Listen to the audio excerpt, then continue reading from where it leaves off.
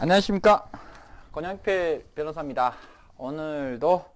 오늘은 지역주택조합에서 안심보장증서와 관련돼서 좀 설명을 해드리겠습니다. 지역주택조합원 중 일부는 안심보장증서가 있기 때문에 괜찮지 않냐, 특히 판례상으로도 다 인정됐기 때문에 이것만 받으면 문제가 없다 라고 이제 설명을 하시는 분도 계시지만 저는 좀 그렇지 않습니다. 안심보장증서와 관련해서는 여러 가지 판례 사안이 있습니다. 그리고 각각의 판례가 다르고 그 다른 이유에 대해서 여러분들이 좀 아셔야 됩니다. 지역주택조합에서는 이전에 이제 굉장히 많은 어떤 분쟁이 생기고 사기가 되고 믿지 못하고 그러니까 안심보장증서, 막 이렇게 안심보장증서, 안심보장확약서, 안심보장약정서, 막 이런 취지로 안심보장증서, 이렇게 형식도 구색도 갖춰서 이렇게 주게 됩니다. 공통적으로 조합 설립 인가 미신청, 사업계획 미승인 등 특정 조건을 성취하지 못한 경우 납부한 분담금 전액을 환불할 것을 보장하는 것입니다. 조합 가입 계약자가 납부한 분담금을 반환할 것을 약정하는 증서, 이게 안심보장 증서인데 이 판결례를 좀 보겠습니다.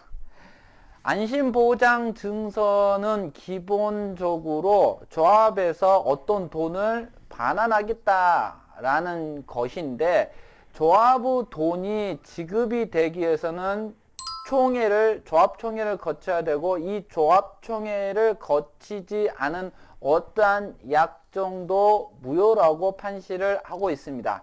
그렇기 때문에 이 안심보장 증서와 관련돼서 사업이 진행되지 않았을 경우에, 조합 설립 인가를 미신청했을 경우에 돈을 반환하겠다, 이 안심보장 약정서는 총회 결의가 없기 때문에 일단 무효로 봅니다. 즉, 조합원 분담금 등은 조합원들이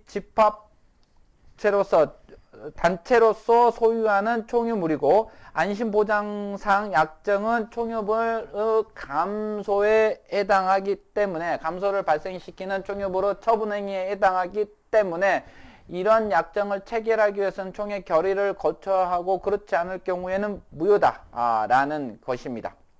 중요한 것은, 그럼 이 안심보장 증서가 무효다, 그럼 어떻게 해? 라고 할 수 있지만, 판례는 이제 취소를 인정을 합니다. 계약 취소, 착오를 의한 취소, 기망에 의한 취소. 그러니까 착오에 의한 취소는 안심보장 약정이 무효라고 하더라도 이 안심보장 약정을 믿고 계약을 체결했고, 이 안심보장 약정 자체가 중요한 상황이기 때문에 이 안심보장 증서가 없었다라면, 계약을 체결하지 않을 정도라고 한다면 착오를 원인으로 한 취소가 가능하다라고 판시를 하고 있습니다.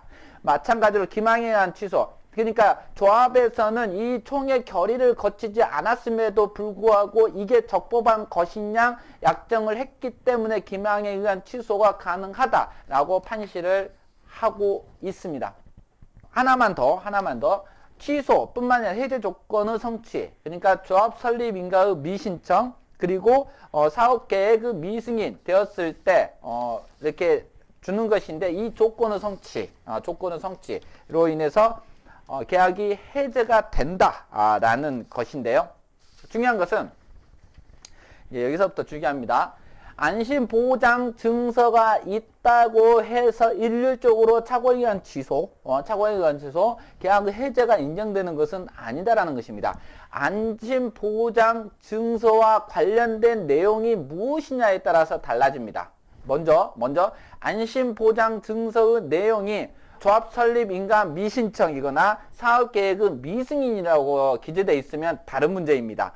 왜냐하면 대부분 판례상 사업이 지연될 수도 있다라고 판단을 하고 있기 때문에 그러니까 안심보장 약정에 특정 일, 2022년 3월 31일까지 조합 승인이 되지 않을 경우, 사업 계획이 미승인되었을 경우에는 이 안심보장 약정에 의해서 계약은 취소되고 납입금은 반환되어야 된다. 이렇게 되면은 아주 좋습니다. 그러나 절대로 이렇게 특정 일자를 쓰지 않습니다. 특정 일자를 쓰지 않고 단순히 사업이 미승인되거나 아니면 신청이 안 됐을 경우라고 막 그렇게 써져 있습니다.